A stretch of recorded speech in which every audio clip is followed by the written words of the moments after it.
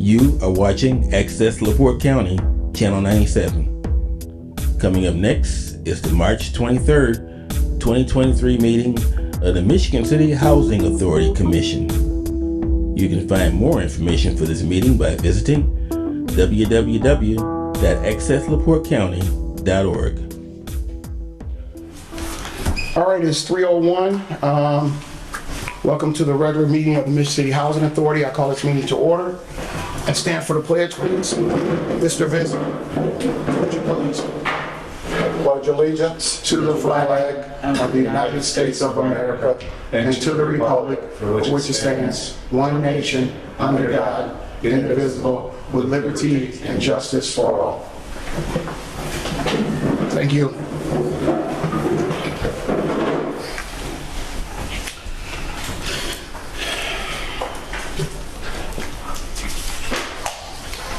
Roll call. Rodney McCormick, Present. Michael Vincent, Present. Stacy Benning, Kenneth Fly, Present. Talani Rayner, Jacob Mooneyham, Robert Loney. Present. 6. Here we have quorum. Yes. Approval of the minutes.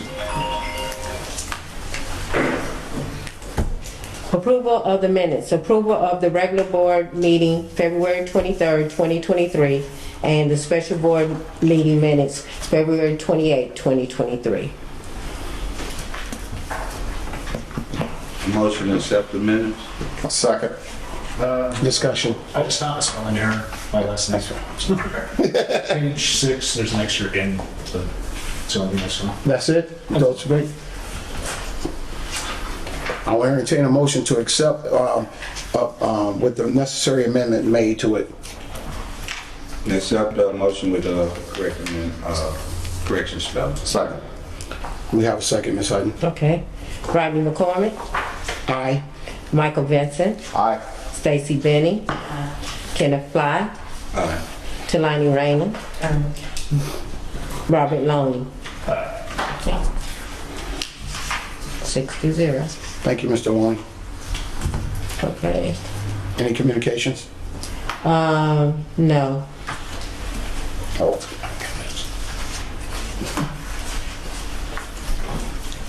We had on the reports. The finance report. The finance director is not here, but if you look in your packet where it says reports, the finance report is on top. And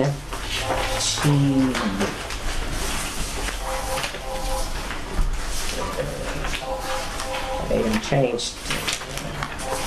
I'm sorry. Is it? No, financial reports say monthly budget. And it looks like this. I'm sorry, it's not on top, but it looks like this. It's a monthly budget. And she tried to do with the percentages as you were requesting.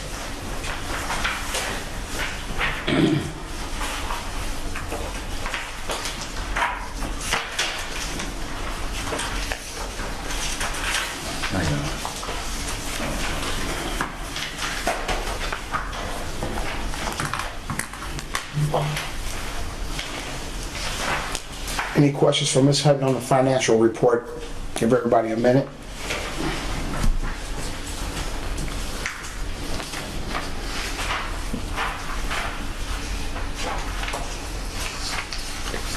And where you see there's overage, we had extra funding, and so that funding is not included in our regular budget. But that's how we were able to pay where you see overage. Where is that, like excessive utilities or? Well, HUD pays 100% of our utilities, so we don't have to worry about that. But where some pages you might see where it said, Whoa.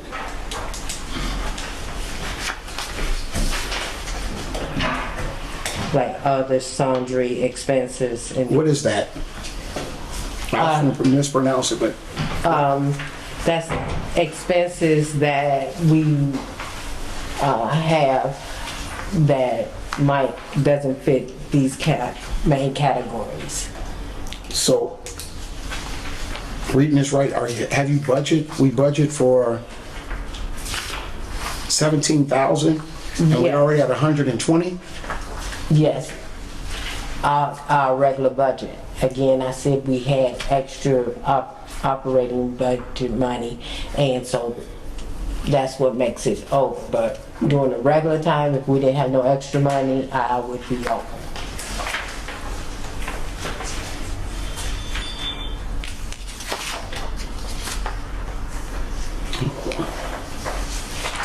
Like you see, heating and cooling. I was gonna just- Right.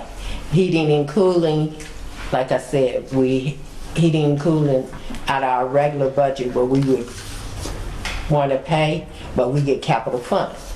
So the capital fund took care of the heating and cooling. It didn't come out of operations, but she's just showing you how much we spent in these categories. Like I said, some of them will have overages, but it did not actually come out operations. Any questions? Mm-hmm. Is the capital fund supposed to be separate account? Because I can't see where it's separated. Is it just lumped in with general fund, or should there be a capital funds account and a general fund account? It's a capital fund account, and then it's the general fund account. And then it's where because when you see the PHA grants is where they got the splits. Okay? And then they got the split on the first page. Right.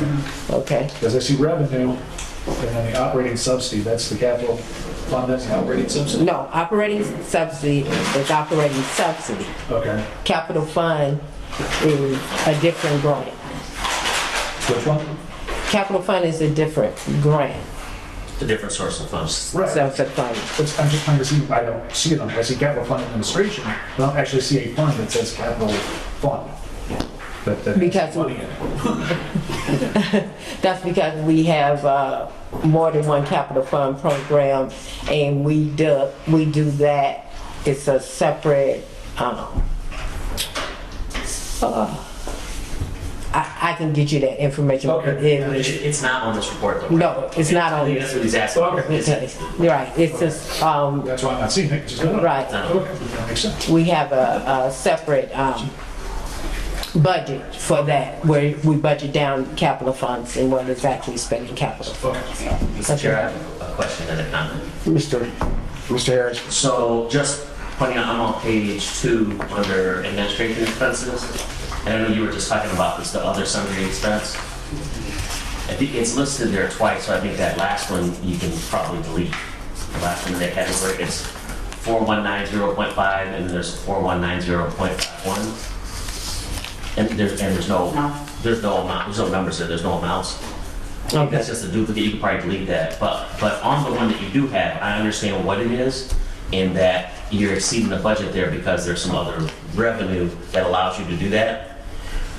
But I don't know how much more that will happen as the year goes on, but you may want to consider at some point an amendment to the budget so that that number breaks down into other budgeted categories. Because you'll always get questions of, well, what is that? If that 120 turns into 220, Right. well, what is that? They won't know as a board where that's being spent. But you can then, so that the numbers make sense, have them amend the budget, put some of that revenue wherever it is that you're spending it, and it'll show what percentage of that now amended budget you're spending, and the other sundry expenses kind of lower. And it's easier to follow, it's easier to follow what it is you're doing. Okay. It's just a recommendation. Okay. Thank you. Any other questions?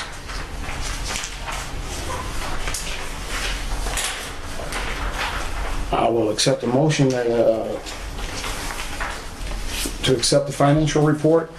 I think we need do we have to put any necessary amendments on this one? I don't think so, no. I just made a suggestion.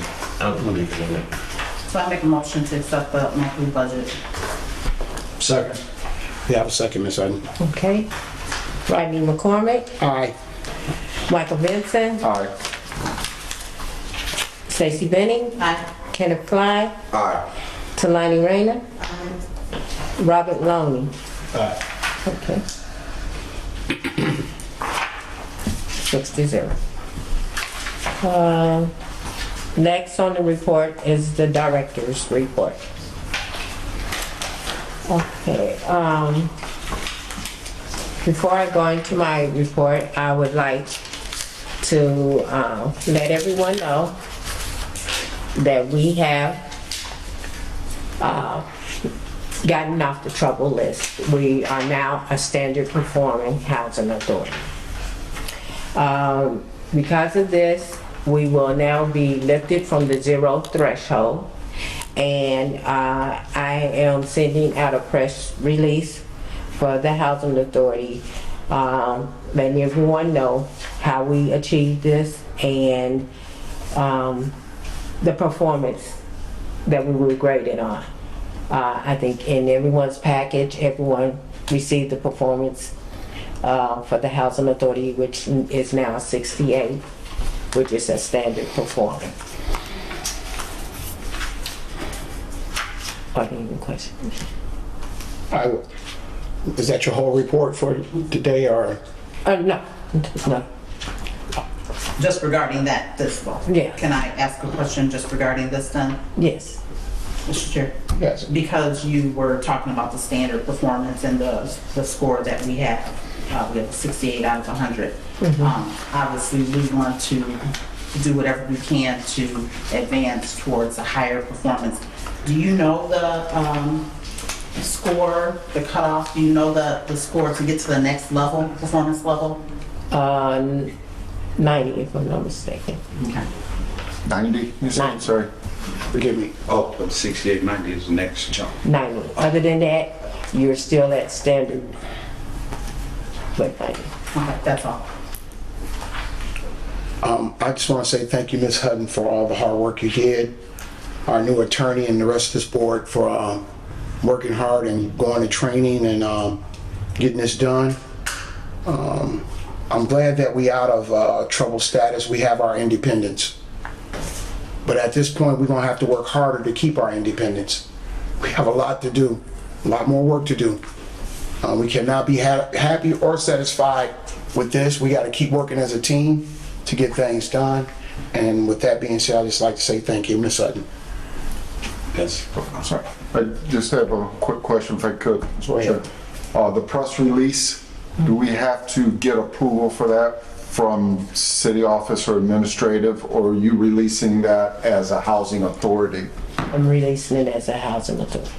Just FYI, I did send a copy of it as a courtesy to Angela Page, the city attorney, as a courtesy, but the director can send it out on her own. Okay. But the city does have it. Okay, very good, thank you. Mr. Fly.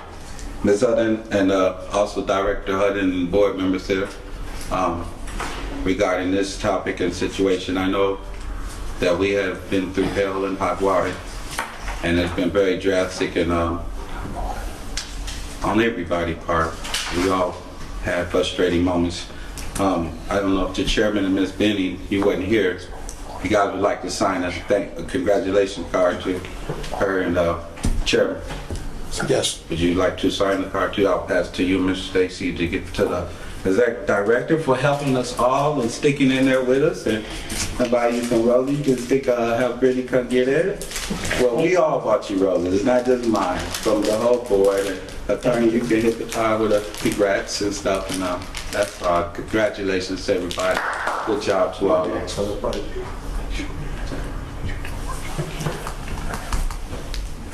Mr. Long. I was just wondering how often we do the scores. It's an annual report? Annual, Okay. So we got a year to get to that. yes. It's just worth noting though, if I could, Mr. Chair. Yes. It's worth noting that jump to the next level is a big jump. Big jump. It's a big jump. Did you want to sign it, attorney? Yes, I do. Oh, sorry. Yeah. Mr. Harrison. Mr. Chair? Yes. If I could ask Mr. Harris, how many other housing authorities do you work with that are at the 90? Are there very many? Is that something to Not strive very many at for? all. It is something to strive for, but it is exceptional. It's exceptional. Yeah, that's out of the ordinary. Where we are now is where most housing authorities would be, and all the housing authorities I represent, that's where they are. Yeah, they're standard performers. Any other questions for the director on the matter of being out of trouble status? Go on with your report, Ms. Sutton, Okay. please. Again, the press release will be going out today, and I would also just like to thank, we had assistance from other housing authorities like South Bend, East Chicago, and I'd like to thank my staff and the board and the attorneys and the old staff that also contribute and assisted with this, and the old board and the old attorneys. It was a team effort for everyone, and I'm just happy right now that it's all over. Again, like the chairman said, we must strive to continue to keep it now, and so we must work harder. Moving on, I'll go to my regular board report. In the board report, it's the long one. Our occupancy rate, we're at 97%. We had one move out. Actually, stop, Mr. Harris, please. The vacancies is now at 38. Rent collection wasn't that good this month. We were uncollected 32,802. So we went down to 78% in our rent collection. Recertifications, we had 17 and 17 completed. We're working on units now. We will be having units contracted soon. I hope to have the RFP for that out by Wednesday or next week in the paper so people can bid on those. I will be sending the RFP to the commissioners on Monday so you all can review. And security incidents, we had 2, and complaints, we had 2. So, are there any questions? Any questions on the director's report? Mr. So it shows 186 units and it says 1 unit. Why is that? I put the move out in the, Okay. wrong, And then I was gonna say, because you have the move-outs and move-ins don't add up, like 37, 38, so yeah. yeah, those numbers didn't match. That was my question. Any other questions, Ms. Commissioner Fly? Yes, when you said we was working on units, did that include that we began working on Lakeland? Lakeland, yes. Okay, that's great. Those are the units we're gonna get out first. Also, that it wasn't no increase. I'm looking if we go to the police calls, wasn't an increase in police calls at Boulevard Gardens? It was 2. Okay, that's fine. So you don't think that there's really a need to have immediate security out here? Just your thought, I'm just wondering. For where? Boulevard, you talking about Boulevard Gardens? Yeah, it's gonna be a need. Yes. That's gonna be a need because it's getting warmer down. Yes. Do you think you guys need a security officer? Because I know at the Social Security office and the welfare office and government offices, they have a security guard in there. Do you guys think, or do you think it's prudent that you should have at least a security guard inside of the building while you guys are working? We are gonna look in those options, but at this time, No. no. Okay, no problem. Thank you, Mr. That's all I have. Ms. Benny? No. Nothing for the director? Oh, for the director overall? Yes. Done with your, is that the end of your? Yes. Okay, so I do have a couple questions, Ms. Sutton. I want to talk about a couple of the plans. I know Chairman McCormick has constantly made different comments about a The one-year action. plan and a 5-year plan and all of that. Where are we at with these plans, with the 1-year plan and the 5-year plan? That will be on the action plan, and it will give you dates where you can see when we'll be working on those dates. Okay, and where are you at with the action plan? I'm still working on it because I'm trying to give accurate dates, but I can let you see the draft. Okay, and then Okay. do you have an anticipated time frame that you're looking to have it completed? Hopefully I'll complete it next week with RFP, but like I said, I know the dates I can eventually change, but I just want to try to be as accurate as I can. But you do have a draft that we can Yes. look at if need be. Okay, and then, Can I ask a question on that? I don't want to interrupt. That's fine. Before you go to the next topic. Mr. Harris? Yes, the RFP that you're referring to is on to do the 5-year plans? No, What is the RFP that you're referring to? for the vacant units. Okay, I just want to make sure I understood what. Yeah, Okay. vacant units. Okay. Ms. Benny? Okay, so in light of all of that, once these plans are in place, is it correct that the 40 plans need to be 45 days. completed before you can 45 spend days. any money out of the CFP? No. No? 45-day comment goes after we complete we have to have a 45-day public comment for Okay. 45-day public comment. But that plan, that year plan and/or that 5-year plan, you're saying you can spend money out of that? The 5-year plan, the capital fund, yes, we can. Okay. Without having the plan in place? Yeah. We do have a plan. We have the 5-year capital fund plan. We do, like the 5-year capital plan? 5-year? Yes, I gave you that once before, Okay. previously, when you all first started. When was that? What's that dated? How long ago was that done?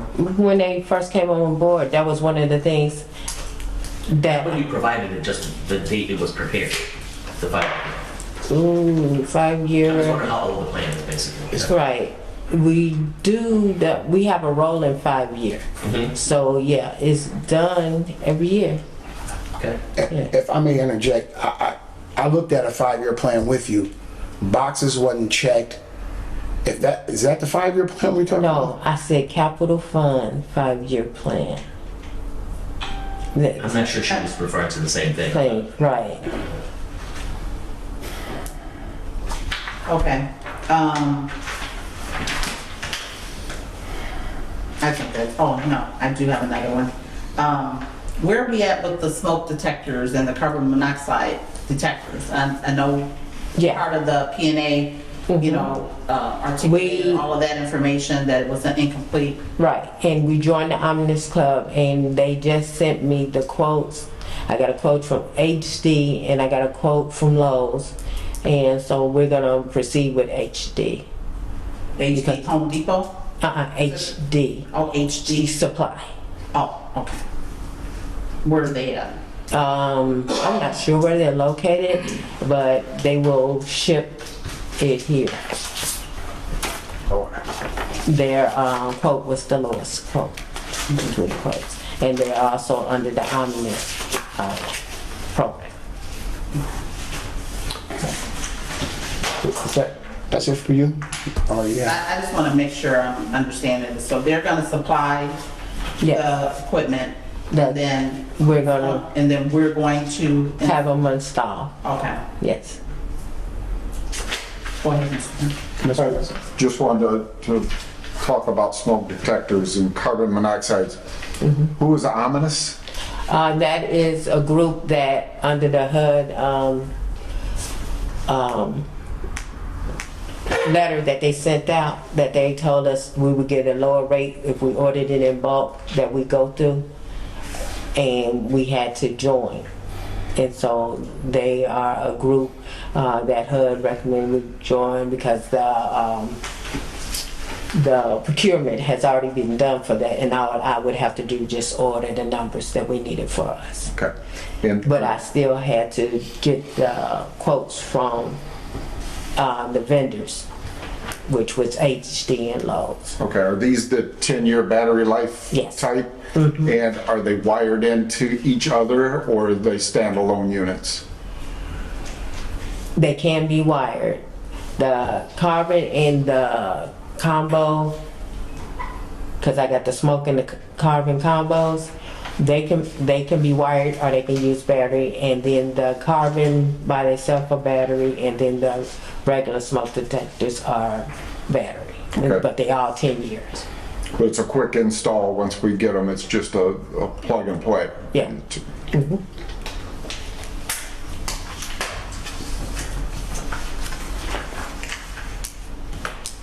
Any other questions for the director? I just have one, but go ahead. You go Go first. ahead, Mr. Prince. Just looking at your work order list, let's see, we had 54 out and 54 complete. That's fine. Sorry? Brittany is gonna give that report. Oh, okay, I'll hold off then. Thank you. Yeah.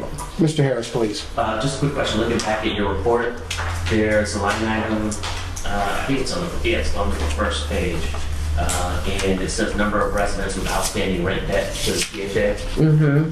So there's 117 there. Just for the benefit of the board, is there a plan that you either have or will be implementing to get that debt reduced? What we do is I do write-offs to write it off, and then we put it on EIV, which is debts owed. So wherever they go, it will follow them. Yeah, and that, as a result of that, that means they're not eligible for other public housing until they satisfy the debt, right? That's correct. And then they have to pay us whatever they owe in order to get other house. Have you given any thought to making some collection efforts before the write-off? I know you're short-staffed, you don't have a lot of staff to do a lot of those things, but do you have any thoughts on whether or not it's worthwhile to try to collect some of that debt before you go to write-off?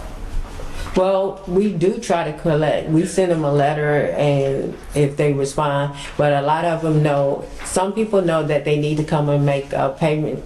They come make repayment arrangements so they can try to get housing, and then others, they just don't pay.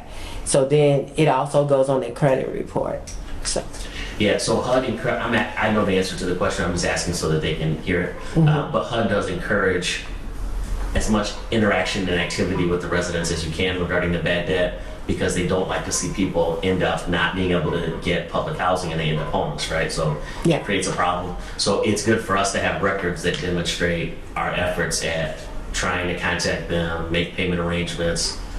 It's good. It's a good thing to do. Quick question off Mr. Harris' question to you. The administration, are we fully staffed now? Or what are we lacking? Right now, we're not lacking any. We're not lacking any, but I would like Full to, staff. Okay. I'd like to introduce a new staff member. Ms. Garman, could you please stand? Ms. Garman is the property manager at this time. Her name is LaSharie Garman. LaSharie Garman, so with the collections. I've been in property management for 22 years.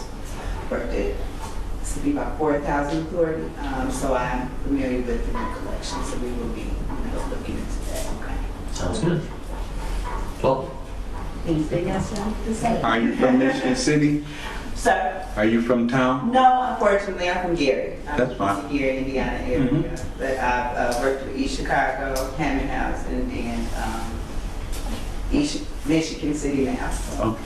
Good job. pretty familiar with things kind of. Nice to meet all of you. Thank you and welcome aboard. Thank you. Any other questions for the director? Ms. Hutton, have you turned in the ACOP plan yet? ACOP? Yes, ACOP. No, we have it ready, but I got to give it to you all for review. I have the ACOP and the admin both ready. All right, have you drafted anything into the leases about our zero tolerance policies that we implemented in Lakeland? And no, we just give the letter to sign when we do. So we don't have to put nothing into the lease?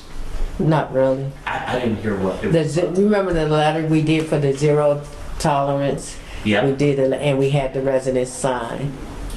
And there was a couple of things that was not actually on the lease process period. Right, so there's two places you can have anything like that, and that's in the lease agreement or in the ACOP. What you're describing is normally in the ACOP. It doesn't necessarily have to be in the actual language of the ACOP, but it can be incorporated by reference. So if you got any of those letters that she's talking about that are sent or anything that they are required to sign off on, they can be referenced in the ACOP as an exhibit, and we can attach it to the ACOP without changing the language. If that makes sense. Without doing the Yeah. list. All right, So so I think that's a good idea. I think we should do that. yes, I want to make sure those totes and other things that's making it an eyesore out there, it has to stop. It has to stop. Mr. Loney, you had a question? Oh, I do. Oh, I'm ready for him. where are we at with eliminating utility checks, getting rid of the paper checks? We voted on this, I believe, 4 months ago, to eliminate that and put direct deposit. Where are we at with that? Ms. Garman, you would like to I answer? actually just mailed out letters today to residents that are receiving utility checks to let them know that we are going to send them the direct deposit information and that they need to get that back in touch ASAP. So I will be personally keeping in touch and contacting those residents to make sure it's in place. Yes, because we want to get rid of this paper, I agree. because after one individual, just to inform the board, we thought it was one bad check that was attempted from that same individual. I believe it's like 9. Was it close to that? No, it wasn't 9, but it was like 3 or 4 more. That's fraud. Okay. I mean, that they. At least 4. Yeah, so we need to get this done. We need to get this over with. I thought we implemented this. Mr. Harris? So just not to get too far into the weeds in it, but that's good that notice went out. They're gonna provide you with the information needed to do the direct deposit. How are they gonna get the information back to you? Because we just wanna make sure that it's secure, so you don't have further problems of everyone sending you their account information and it be on one person's desk, another person's desk, right? We're- I'm sure it won't be, but it's worth having the conversation of what your plan is to make sure that process is secure. Right. We request for them to come and meet with the They're property gonna come in manager. person, that's great, that's great. All right, and do we have an operating fund plan or program? What do you mean? It might be like operational subsidies. Did that go out? I'm not understanding quite what you're saying. Our operating subsidy is what we use, and we do our budget for the operating subsidy. So I'm not, Did that go out? go out where? It had to be sent out to HUD? Oh, yes. Yes. I had to think what you were saying. How much did we receive? Or did it come back yet? It hasn't come back yet, Okay, but it did go out in a timely manner, yes. okay, Mr. Fly? You guys answered it when you said it was 9 altered extra checks. I didn't know it was additional checks. It was additional checks. We just didn't let anybody know. Do you know the amount that was altered, that was over that they was trying to achieve, or did they achieve it? No. Did they get it? No. Oh, okay. No. And that is the reason the OIG was not involved. Okay. That's it for me. Me too. On to the next report is attorney report. I just have one item. I'm sure I'll comment on a couple of things that's listed under new business, but I just wanted to bring to the board's attention that the procurement policy that was adopted by the board related to us being under zero threshold and the restricted procurement requirements will be lifted as a result of us not being on zero threshold. So come April 1st, we'll revert back to our standard procurement procedures. Just wanted to bring that to your attention. And where we at with pursuant to our bylaws, our procurement, what will be the amount of money that goes out the door that must be approved by the board first? So it would be the standard that's required by HUD. It's all outlined in the regs. So if you'd like, I can get that out to you so that you know what it is for the type of procurement. There's not a quick answer. It all depends Yes, on what okay. it is you're procuring for. So I can get that report for the board so you'll know what you're transitioning to come April 1st. And the procurement policy was updated, because it was outdated, correct? It was outdated. I don't know that we worked on an update to the No, we procurement policy. haven't. I think we implemented that temporary procurement policy because of the zero threshold, but we hadn't worked on what your permanent procurement policy would be. Yeah, can we get that Take a done? look at it, yeah. Please. No problem.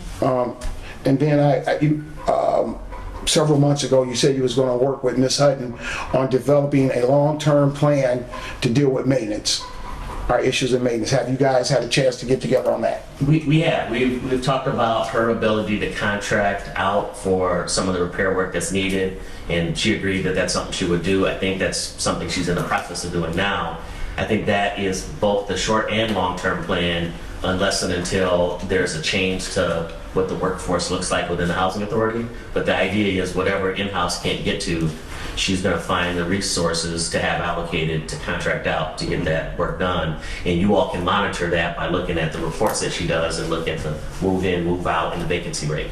That's kind of how we all work together to determine what's happening and are these units turning the way they should. And Ms. Hutton, I think that will be all of our recommendation, that we take the burden off the staff that we have in maintenance and try to contract most of our work out, especially the drywalling and all the other stuff that takes a long time. Right. Because our staff is low, we need to get some of this stuff done out of the house. So I hope that you take that recommendation and run with it, and let's get things done. Any other questions for the attorney? Hearing none? No. It's pretty bad. Next line. Did Brittany make it back in? No, I'm so sorry. We'll bring her in when she step. She went to the, Once she step in, we'll bring her back. We'll bring that back. Okay. We'll move down and come back to the staff report. Unless, Ms. Manager, Property Manager, do you have a staff report you would like to give us? actually, I don't. I'm sorry, I just started. I'm really new, Ms. Sharon, and I just became full-time. So I will, the next meeting, I will have one for you. Okay. Commissioner Fly. If you're done speaking, I was gonna say, it's been a minute since we had availability be privy with the Section 8 manager. I know she probably ain't gonna rush her in here off guard and not being prepared. But hopefully next meeting we can have some dialogue with her and how Section 8 coming along and availability of housing and landlords and those things. So I wouldn't ask for her now because she's probably not prepared, but hopefully next meeting we can. She have did her. give a report, just in the packet, Oh, okay. so, I think what Commissioner Fly was saying, he wants to hear from her. right. Yeah, so if we can make sure that you can have them made available at that time. I certainly will. Is that what you're asking, Commissioner Fly? Yes, sir. Yes. Brittany. Ms. Brittany, Work Order Specialist, can you give us your report, please? Absolutely. So, in the month of February, we took in a total of 54 and completed 54. Total average days that it took was probably about 16.30. I mean, that's really all I got. There's been a couple, or just, a couple of items that were billed out to the tenants, such as either a lockout or a duplicate key that was requested. Okay, the ones that's been billed out, have we received payment on them yet? No, we have not. And I don't know if this question is for her or you, Ms. Hutton. If they don't make payment, what step will we take next? Like a lockout, I think. A lockout. Lockout is $15. I'm just using a hypothetical. Right. So we have stuff that's billed out. What would be the next step we can It collect? goes on their rent statement, and they will receive, they get a notice beforehand saying it's gonna be billed, and then they get it, the rent statement, and they see the billing up there. Right. And then sometimes when they do send in their rent, payment, it's a little bit over, or they have, from previous rent payments, they have like that amount that's overpaid, so that also goes towards either a lockout or a duplicate fee, with their knowledge. Any questions for Mr. Fly? Have you had any residents complaining or speaking about that they don't owe some of the rent? Is they saying it's over, you know? I've had a couple of people call in, and of course I speak with them because I do the rent payments for public housing, and they're more so just having a hard time reading the receipt, so I'll go back through and I'll break it down with them and let them know, like if they have a balance that they're not familiar with, how that snowball effect had happened and why they're at where they're at. Okay, great, Brittany. So it'll be, you know, I know that's not my place, and I'm not, nothing to do with day-to-day operations or you guys, things you do, but unfortunately, people do contact the commissioners still, even though we don't supposed to be contacted, supposed to be a chain of command. So when I do get contacted again about this situation, just refer them to you? No, Refer them to you? property manager.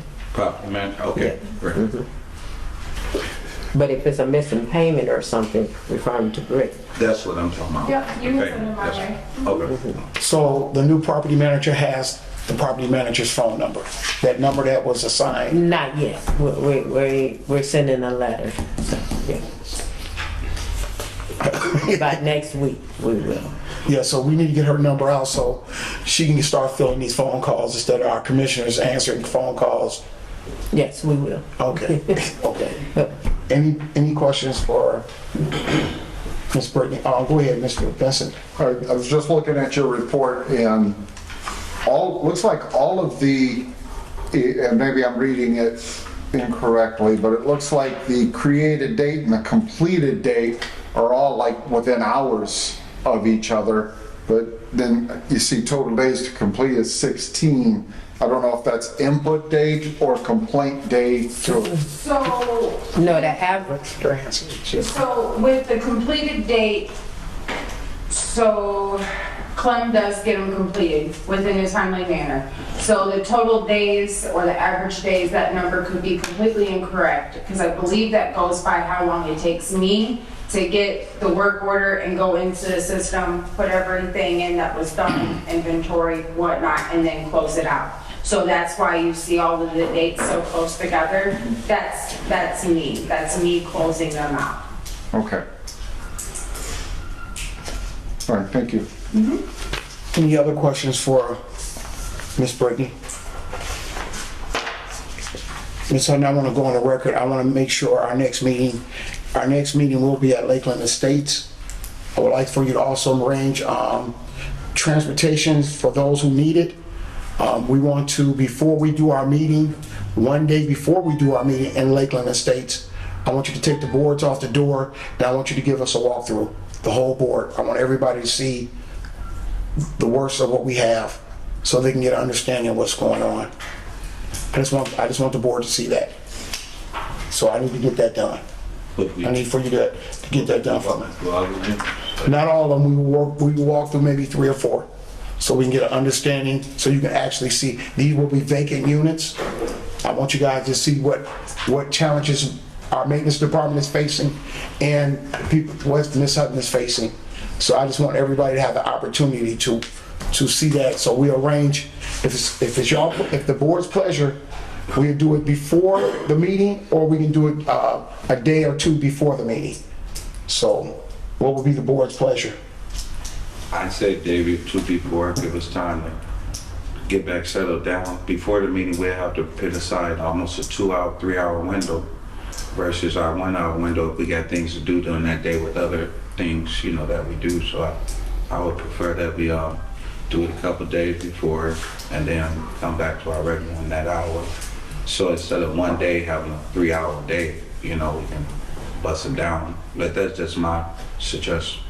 So if you can give us 2 dates and send it out to the board and see which date works for us, Ms. Hutton, we'll go there. Mr. Harris, do we need a motion on that, or? No, you don't. Okay. So you can just take your time and get back with us at your earliest convenience, Ms. Hutton. Before next month. Yes, this will be in Lakeland Estates. We need to hear from them. We need to hear from them, or at least afford them the opportunity to be heard. Okay. Next, Mr. Fence. I have a question on that, maybe more legality. Do we have to concern ourselves as calling that a meeting or stay away from quorum numbers as we visit the units? If it's just a tour, you won't have to worry about it. If you sit down and have Talk a about it. discussion, that's a different story, but no, you don't have to worry about it if it's just a tour. That's kind of common with governing boards like this. They'll either tour schools, plants, their facility, that's okay. Okay, very good, thank you. Yes, no problem. Any other questions? Ms. Hutton, next on the agenda. New business. First on the agenda is restrictions of firearms in the buildings. I think the attorney, So, yeah, I know that there's some concern regarding firearms, and I guess I want to be clear from a legal perspective what the board can or cannot do. In terms of our actual meetings themselves, and when it comes to any of the commissioners, there isn't anything under Indiana law or the federal law that would allow the board to restrict a commissioner's ability to bear arms, right? There's a constitutional right to do that. Obviously, there's some concern about brandishing a weapon, which is different than your right to bear arms. That's a different story. That can be a sign of intimidation. It can be seen as unprofessional. It's just not the proper decorum for a professional meeting, and it's something that should be discouraged. So I think you can have a healthy conversation about that. But when it comes to me or what my role would be in trying to guide you legally in terms of a gun, I wouldn't want you to go so far as to attempt to restrict someone's constitutional right. So there's a fine line there, and if there's any questions, I can answer them further. But that's where that stands. Now, I know, Director Hutton, you got some concerns about guns that extend beyond just the meeting. So if you want to talk about that, okay. feel free. As a government building, I'm only restricting this building for firearms and not the residents. So it will be posted on the windows, no firearms. Firearms in Not alarm. in the building, Oh, Just make sure she finishes. I'm sorry. in the building, and that's my take up. I'll wait till you give him the floor first. That's it for you, Ms. Hutton? Yeah. Okay, Commissioner Fly? Yes. Regarding the firearms, I agree with restricting firearms from the building. But within my case, I don't travel in a car. I travel on my scooter, so I can't really leave my firearm in my car or leave it on my scooter, because my scooter is here with me. And unfortunately, the life that I'm in, which is, I thought it was regular life, but I'm in society where there's a lot of gun violence. And actually my family has been attacked and shot up. And myself also have been attacked, so I do be in fear traveling on my scooter to these meetings or any meeting. So I do bear my right to firearms, but I would hate to have to leave my firearm way at home while I'm traveling these streets and roads and be a prey for anybody to make me a victim. So my question would be, while you're limiting firearms or discouraging firearms or all the way don't want them here, will it be capable of myself checking my firearm in without the clip to the front office when I enter the building so I can take it back home with me? I mean, I don't want to stash it and hide it outside. I don't want to sit it in a bush or nothing, you know. So this is what I would suggest. I think we should have a conversation after the meeting. You've got a unique circumstance, right? Most people don't have the issue of being on a scooter as opposed to being able to leave the weapon in a car, right? So let's talk about that, because that's an accommodation that you're requesting, and I think we can talk about that. I wouldn't recommend though you stash it outside. So. I can tell you that. I did receive an email from Mr. Fly. He said he takes it to someone's home to keep it there. Sometimes it's out there. And not this home, in this area. Oh, go ahead, Bob. I'm sorry, Bob. You're right. I'm sorry. I did receive that email, and that was encouraging. But I will discourage checking our guns with with the staff. I think that's opening up liability, but I do agree the time is now. Already asked Ms. Hutton to get the necessary literature or a sticker, no firearms nor weapons in this building. We cannot stop the residents. We already know the United States Supreme Court said that's illegal. But when we're in this building, every one of us should feel safe. Every one of us, including staff, myself, whoever, even our people that comes to speak to the public. So that's my conversation on that. Mr. Fly, you was asking something again? Yeah. Was we having a conversation during this meeting, or you meant after? Just afterwards. That'd be fine. Yeah. Mr. I guess I'm hearing conflicting things, because you're saying that you can't restrict the commissioner's ability to carry, and now you were saying we're gonna put a sign up restricting the commissioner's ability to carry. Yeah, so, How can you have it both ways? so the sign is intended for visitors that are coming to the building, right? Yes. So the commissioners are actually conducting business here as quasi-employees, right? So that would be a policy that would be applicable to employees. Obviously, you're not traditional employees of the Housing Authority as commissioners, but you are, right? So it would be a work rule, Okay. as opposed to what the posted sign would be. That's to any visitor that's coming to the building.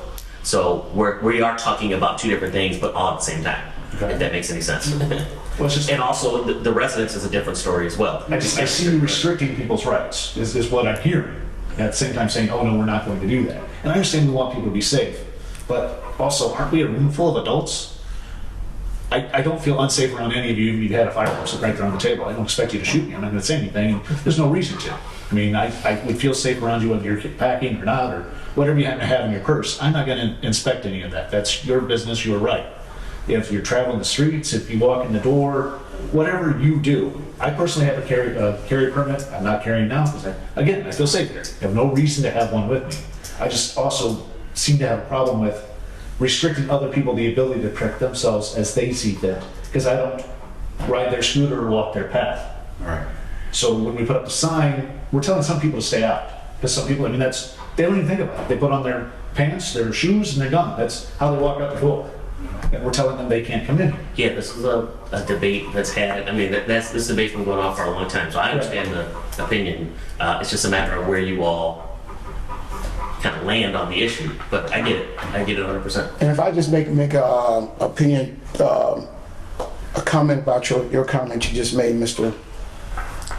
Loney, is that we're not restricting persons. We're just trying to restrict the firearm. It can change later on, but this is Ms. Hutton's workplace as well. She's here every day, all day.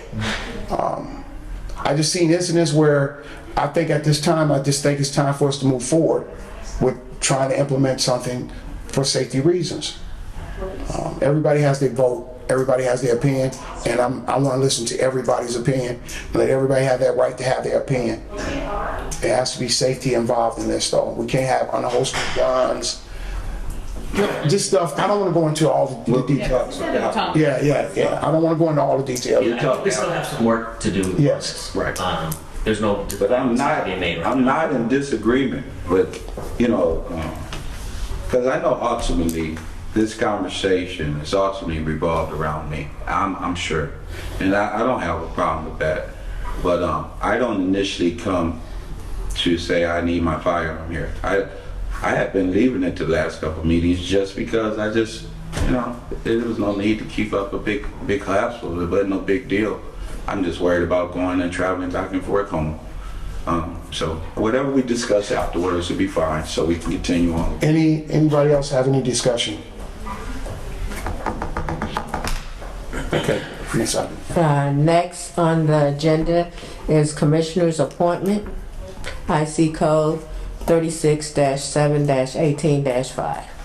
I'd like to turn this over to our attorney. I received correspondence, and I believe it was sent out to almost everybody, about having a resident that lives in one of the two projects that lives in our AMP to have representation at the table. This is a question of law, legal, so I just turn it over to Mr. Harris for that. So there have been some discussion that we've been having over the course of the last month about the qualifications to serve on the board, and in particular, as you all may know, or for the benefit of the public, there must be a resident commissioner that sits on the board. And the idea behind that is the board should be getting feedback directly from someone who's impacted by public housing. The regulations that deal with this, or the legal authority that deals with this, are found in both federal law, because obviously we're a federally regulated agency, and also under state law. And like with many things in the law, there's some inconsistencies there, right? And I've had some conversations with some of you about this already, including Commissioner Flacco, right? Yes, sir. So under the federal regulations, it makes it clear that someone who is a resident of public housing or is a recipient of any form of aid from public housing is eligible to serve as a resident commissioner. So if you're a voucher recipient, for example, that's fine. You know, you qualify. The state statute, though, which those legislators deal with public housing kind of in their own vacuum and not with HUD or federal regulators at all, they prescribe some of the same regulations, but they're not always consistent with what the feds say. In this instance, the state statute isn't as clear in terms of what qualifies as someone serving as a resident commissioner. It's not as broad. It seems more narrowly tailored.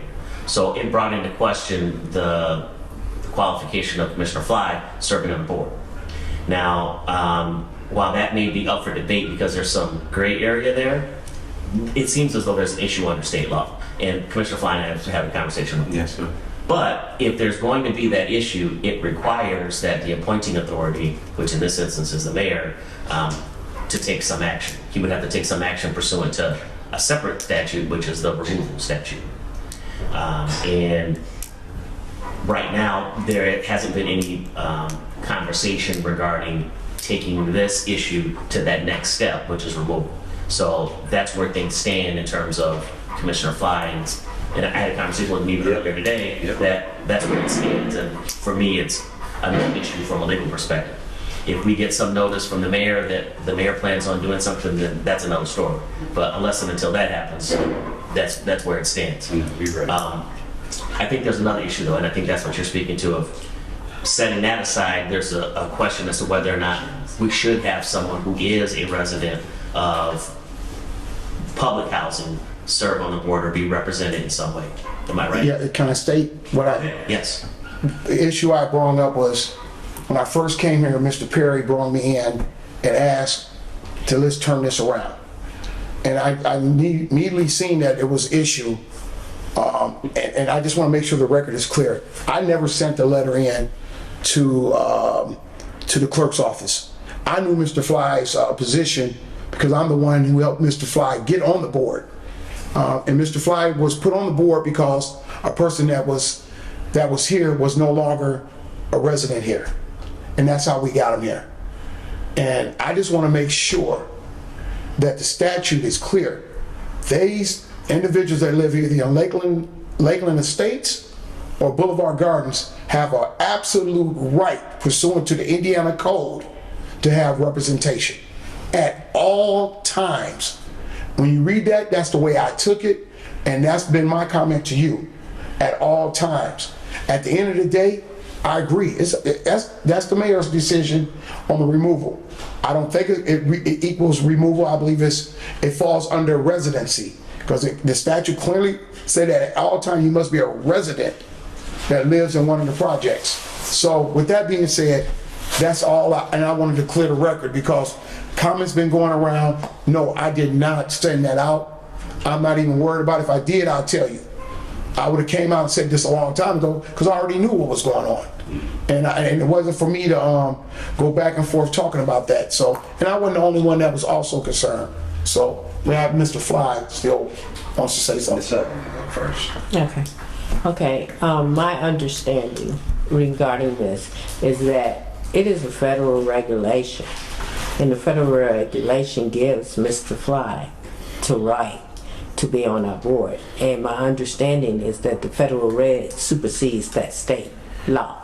So That's actually not true. That's not true. I know that that is the interpretation that HUD has, is that federal regs always supersede state law. And unfortunately, that's just not accurate, right? It's that the housing authority is a municipal subdivision under Indiana law. And we have to comply with both state law and the federal regulations. So for example, the whole issue of appointment of commissioners, while the federal regulations tell you who qualifies to serve, the whole process of appointing commissioners is a state process. Because the mayor is the appointing authority, and all that authority is found in state law. So generally, yeah, the thought process is federal law trumps state, but it's not that simple, put it that way. So it's not that it's just flat out wrong, it's just the analysis isn't as simple as it might seem. There are portions of this process that are governed by state law, and other portions, yes, that are governed by federal law. And federal law can't trump it if it doesn't deal with it. And there are some areas here that it just doesn't deal with. So, If I may, not to keep, I'll wait for the chairman. Go ahead, Mr. Commissioner Fly. Not to keep this a long and drawn out issue. A lot of topics lately has been revolving around me. I just want to say that I don't feel like I'm a victim, and I don't feel like I'm being initially picked on. I just feel ones are trying to understand the language and trying to understand what's right and what's wrong. I don't think no one on here is intentionally trying to demote me or bump me out. But I will say, pursuant to the mayor and pursuant to Britt Nugget and the feds, it's up to the mayor if he wanted to remove me. He said, Kenneth, I'm not removing you. You're on the board. Take care of your term. The mayor would not be penalized or equalized for leaving me on the board, and he knows that, and he feels that I'm doing a good job on the board and a great part of the board. He did ask me, he said, Kenneth, do you like being on the board? And I said, well, yes, I like helping the people and the residents that I'm around. I lived in Boulevard Gardens, I lived on Section 8, I lived without none of this in the regular community, so I am privy to a lot of people in town in general, whether it's housing authority recipients or not. And I think I bring a valuable piece to the board also. Thank you, Mr. Fly. So either way, I just want to let you guys know I'm not feeling bad or feeling any type of way, but as I say, the mayor said he's leaving me on. HUD says I'm able to stay, so we're ready to go. Thank you, Mr. Fly. Is there any other question, any other discussion on this? I'm gonna close with this. Our legislative, I did have some. our legislators' intent is what it was. I'm not a legislator. Mr. Perry is not a legislator. And every election has consequences. And I guess the voters will take care of that. If that's the decision of the mayors. My goal is simple. The same way I asked for Mr. Fly to be put on, I believe wholeheartedly. These people that live here has the right to have representation, and that was our legislators' intent, to make sure that the voice was heard. And that's all I want to add to that, and I'm gonna close that with that, end that with that, and move on to the next item, Ms. Hutton. Well, is the discussion done? Because I noticed, you cut and stopped me and said, that's all, Mr. Fly, but I really wasn't all the way done. I was just about done. And then you had your last statement. So my last statement to that would be, as I said before, I didn't think the voters had anything to do with it, and about elections had anything to do with legislation and what the mayor decides. And also from your conversation was, you didn't have any big grief about it, and you wasn't the one who wrote the letter, so I didn't think we would hold anything over anybody's head about. Point of order, we're not holding nothing over anybody's head. This is just discussion. And we respect each other's decisions. Mr. on this agenda too. Can we get to term expirations? Mr. Harris, you asked for the floor. I was just going to point out, I think Commissioner Fly was thinking that we're wrapping up the meeting overall, and you were moving on to the next section of the meeting. I just don't want him confused as to what was happening next, that's all. Next on the agenda, Ms. Hutton. Next thing on the agenda is code of conduct. Okay. I'm opening this up for discussion, but I will entertain a motion to accept the code of conduct. I second. You first. I know. Make a motion to accept the code of conduct. We have a second, a motion and a second, please. Okay. And roll call. Rodney McCormick, Aye. Michael Vincent, Aye. Stacy Benning, Talani Raina, Kenneth Fly, and Robert Loney. Okay, with that being said, I have to go. Okay, I adjourn. Next on the agenda, we on pending item list is roles and responsibility of the chairman. Mr. Harris, can you, in the bylaws, it spells out the roles and responsibilities of all office holders, correct? Yes. Yes, it does. Was there a specific, I wasn't at the last meeting, another attorney from my office was here, so I want to make sure I understand what the issue is here. Did you, Give you any. did you receive any, Ms. Hutton, did you receive any correspondence from any commissioner? We gave everybody a chance until the 14th. If you wanted to change something, add something. 15th, I'm sorry. Did we receive anything about changing anything? Yes, And what and was it was sent to the attorney. And I think the update. And the updated version is in your packet today that the Attorney Trammell Ragg sent in. So that is the updated version of the bylaws. And I'm assuming that whatever the comments were are reflected in the updated version. I think it just got into your packet today, though. Yes. So I don't have the background on that, so I apologize. I can't answer that question, but I know it's been updated and it's there.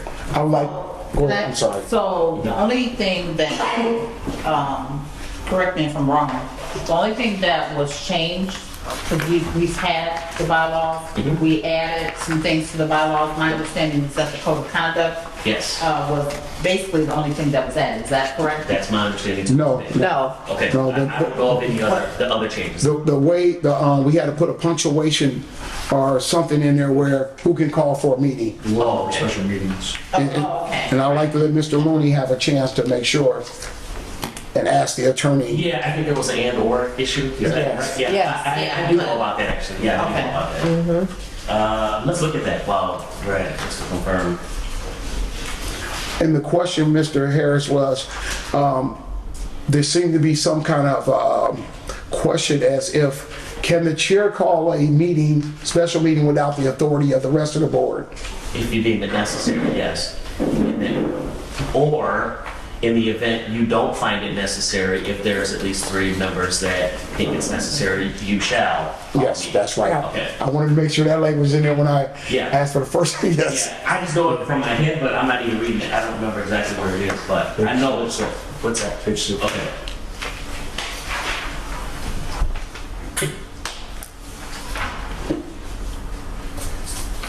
Yeah, yeah. and/or shall, yeah, it's updated. Yep, it's there. I'm waiting for Mr. Chair, Mr. Loney to tell me if it's satisfied. Yeah, this makes it more clear. Okay.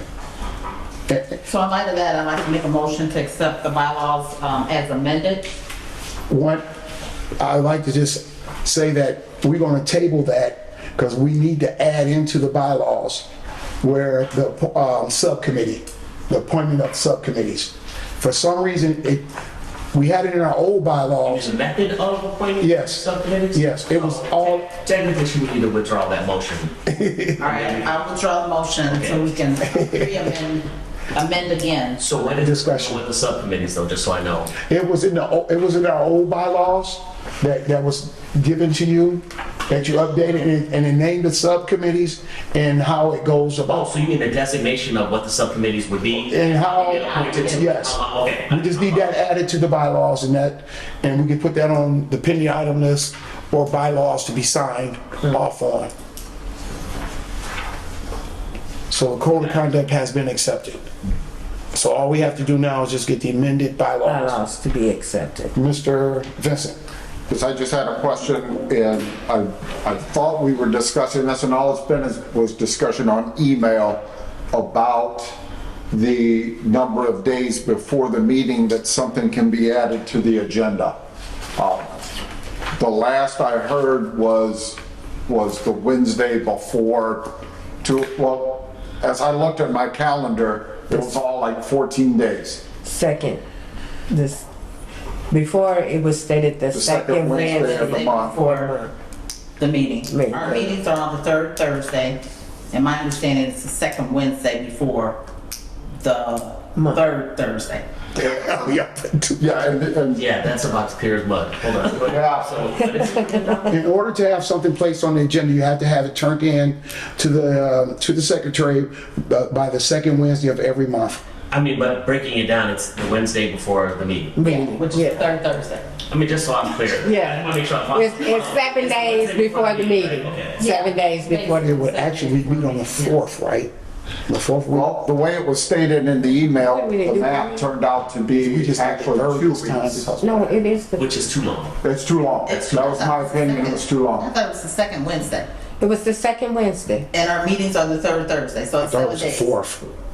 I thought we met every 4th Tuesday. Oh, do we? We do. Every 4th Oh, we do? Thursday. Oh, I'm We're doing sorry. these? So that's why it turned out to be Okay. too many days. This is a long month. Yeah, we got 5 weeks in this month and it's throwing me off. That is why I'm skipping the weeks. The idea is you want to have it how many days before the meeting, and is it Wednesday or Thursday?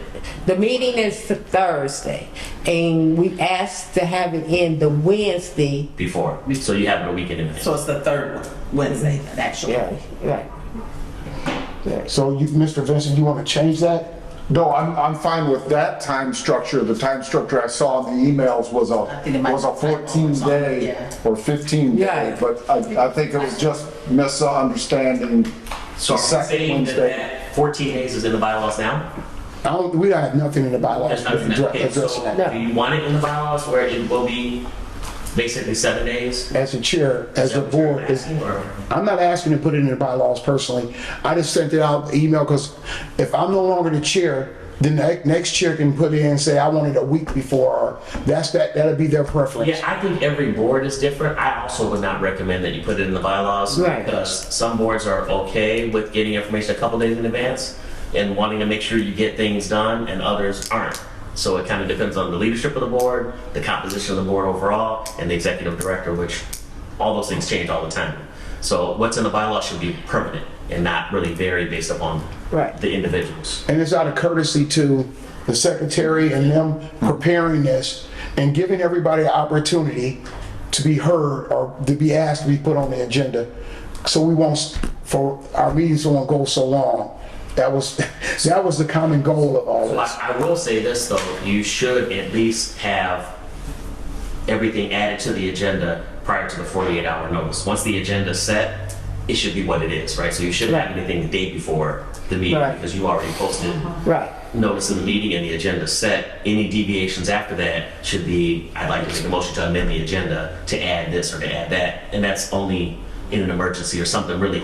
And I will, as a chair, just to let everybody know, if you feel there's an emergency issue, you don't have to have, I will bypass the 3 and I will just call for it. I won't even waste time. So if everybody's fine with that, then. And I ask for the appointment of the subcommittee to be tabled until our next meeting. Okay. I'd like to get to public comments. But before we move on, I'm sorry. Mr. Chair, Yeah. before we move on, under unfinished business, I don't see it on our record, but we're still looking for a workshop on the No. 2022 budget, Budget. Oh, budget. Okay. the budget workshop. We're still looking for that. Okay. Did you receive the budget I yet? did not, I didn't receive the budget, and even if I had, I wouldn't know what I was looking at because I've not received a workshop to tell me what it is and for all of us to discuss and amend or move things around or. I will send out an email to see everyone's availability to set up the workshop. Do we need to move for a motion to set this for a workshop? Only if you know the date. I mean, I think it's gonna take some coordination, so I wouldn't, but I do have a comment on that. That's a pretty complicated issue. I'm just curious, how much time do you think you're gonna have reserved to do that? Because it's not gonna be just It's gonna take some time, and I just wanna make sure Maybe you. several days. It could be, but it's not an hour, I guess is what I want you to know. We want the budget. Mr. Benson asked for the budget that we signed off on, and we want to see what we signed off on, basically. So Right. he has legitimate, I would like to see it as well.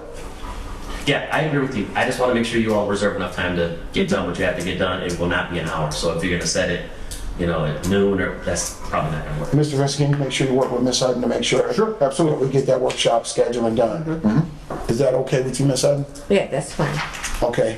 Any other questions before I open this up to public comment? Because we have people that's been waiting, I guess, to speak, so. Any other questions? With that being said, I'm opening the floor up to public comments. I ask for you not to use profanity. I will believe, we give everybody 3 minutes. If you need more than 3 minutes, I will probably give it to you, but we ask for you to keep it brief as possible and no personal attacks. Other than that, you have the floor. Any public comments? Yes, can you state your name and your address, please? My name is Charlotte Frierson, and I'm on Section 8 here, and I live across from the Gardens Estates here.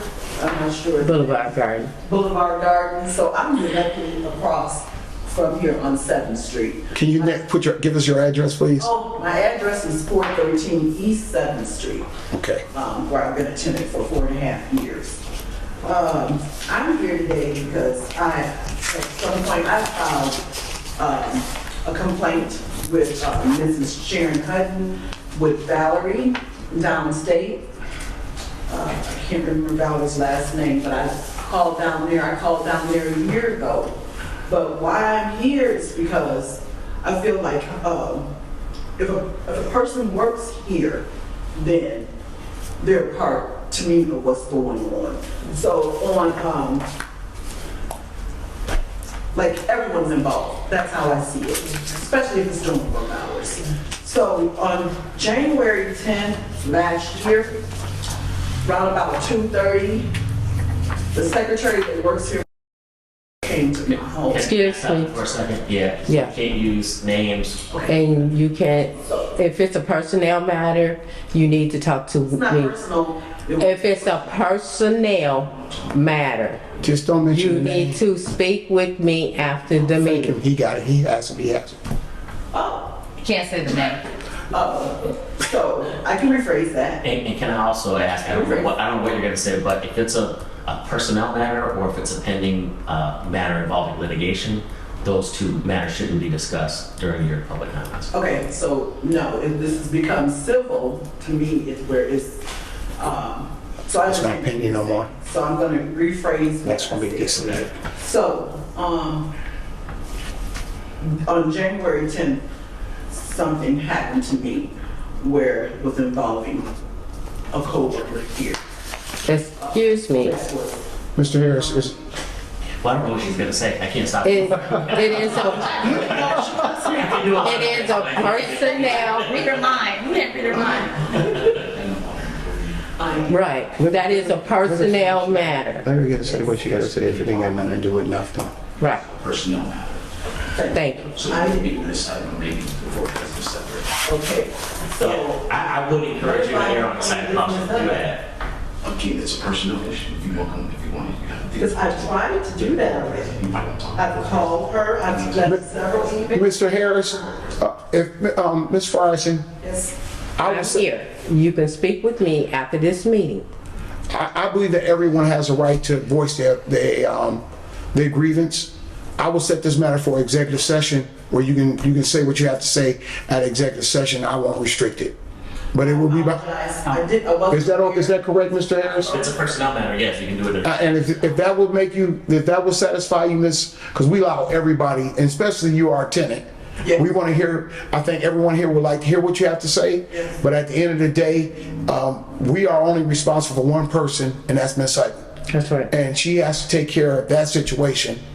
But we do have some say, but it's kind of limited to a degree. And I don't want to go into that. We'll deal with that at executive session, if you don't mind. If that will satisfy, and we will expedite it. I will get it done within the next 10 days. Well, I wasn't aware, I was told by the mayor that I had a right to speak out. I explained to him everything that was going on. And Miss how I felt. Price. He told She ain't talking about nothing. I She's just talking about the had a right to speak out against staff here if I had an issue with anyone. Ms. Fryson. So now. I'm giving you an executive session. Thank you. I'm gonna give you an executive session where you can come right back here and it'd be behind closed doors with all of us here, everybody here. And you can say everything you will have to say. And I promise you I will do that within 10 days. I give you my word. Thank you. Is there anything else you would like to say? No. Okay, any other public comment? Please state your name and your address. My name is Solana Glover. My address is 315 Grace Street. And I've been dealing with, well, first of all, I want to ask, what programs do Michigan City Housing Authority offer? And I'm asking that because when I had Section, I'm still on Section 8, and I was told years ago that it was a rent to own. There was also another program to help Section 8 voucher holders. And I've come to where for 2 years I've been fighting housing. I cannot find housing. I do not have landlords. Do not take Section 8 no more. Don't get me wrong, my landlord is great. I love this man. But every year he goes up, that means my rent goes up. And it's getting to the point where I have to make decisions on should I pay my rent or should I pay rent? And I should not have to make those decisions. And I asked about the housing on Salem Ave and Providence, and they told me. Excuse me. Those housings are under the non-for-profit, and this is not the board. You need to speak. Okay, and I just found that out Thursday. Yeah. I just found that out Thursday because for a year, well, 2 years I've been fighting this year. I talked to someone here and they kept on saying, they told me about the rent to own. And they said, well, we don't know what we have here, so let me look into it. So remind me. So I emailed her. She said, oh yeah, we do have that here. So I'm like, well, that's great. I'm gonna give you that application. This went on from October, November, December. Just last Wednesday, she told me to come get the application. I came up here to get the application. She sent somebody to the door and said, we don't no longer have that program no more. So I'm in a predicament where, what the hell, what do I do now? Because, as I said, I love my landlord and he's a great landlord, but I have a Section 8 voucher that I can't do nothing with. And I know you will say go to apartment housing. I went there. They told me if they don't have nothing open, they can't give me an application. You want to answer that or you want me to just throw something on there? I don't. As a Section 8, you can pour it out. That's one solution you can do. Since it's not our property, we don't manage it. We don't have too much say over the landlord. We don't. And as I said, the houses that I've seen, that I know there was Section 8 voucher people living there.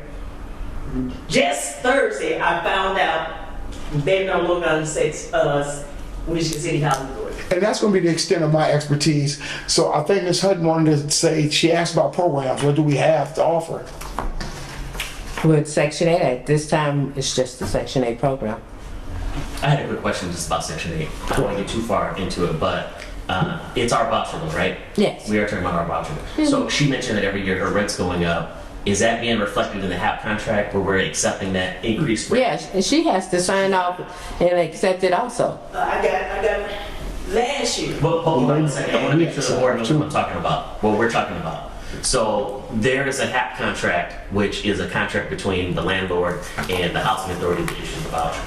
And that contract determines how much of a subsidy the housing authority agrees to pay in order for her to stay in subsidized, typically single-family homes, right?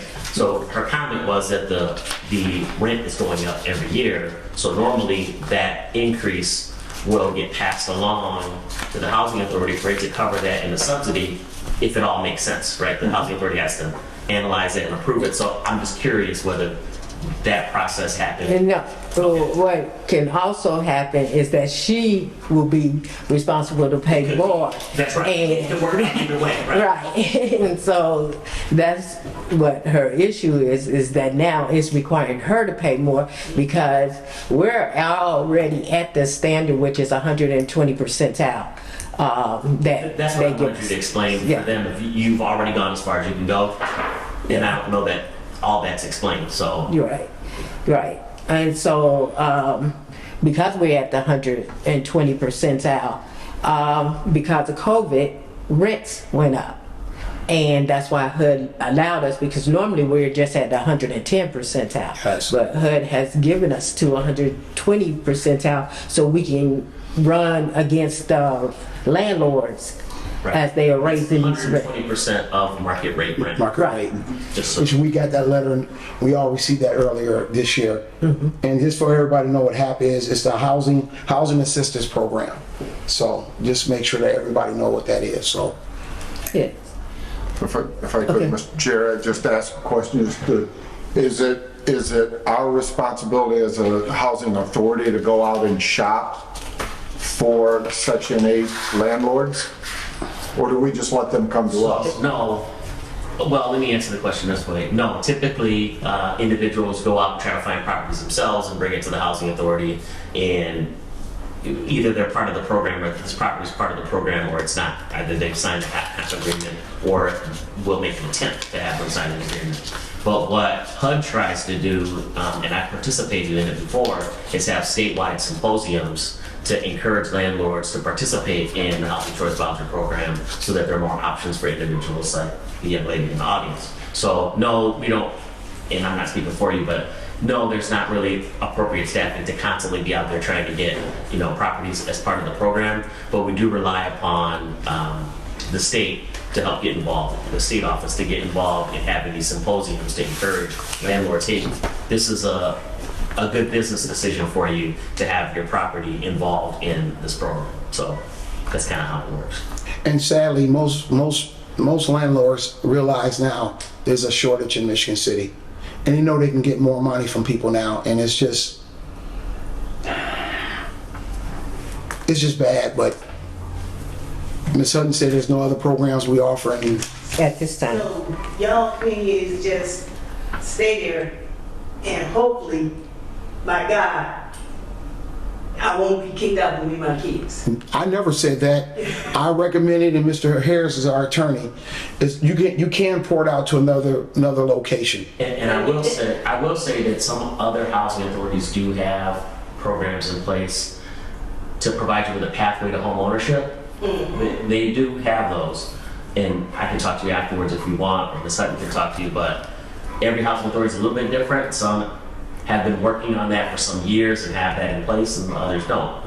It's just the circumstances, but there are some other options in other places. And that's the problem that I have. Since last Thursday, we had that option. They're not letting the residents know that it's no longer in state now. So since last Thursday, I'm thinking something else, and really it's not. Sent a notice out to them, letting them know that. No, I haven't. I have a question. Sorry, did you? No. With that HAP program, we work with the landlords. They have to get their rent increase approved by us. Is that by you or by the commission? No, it's by, State. their rent is approved. We have what they call this rent reasonableness.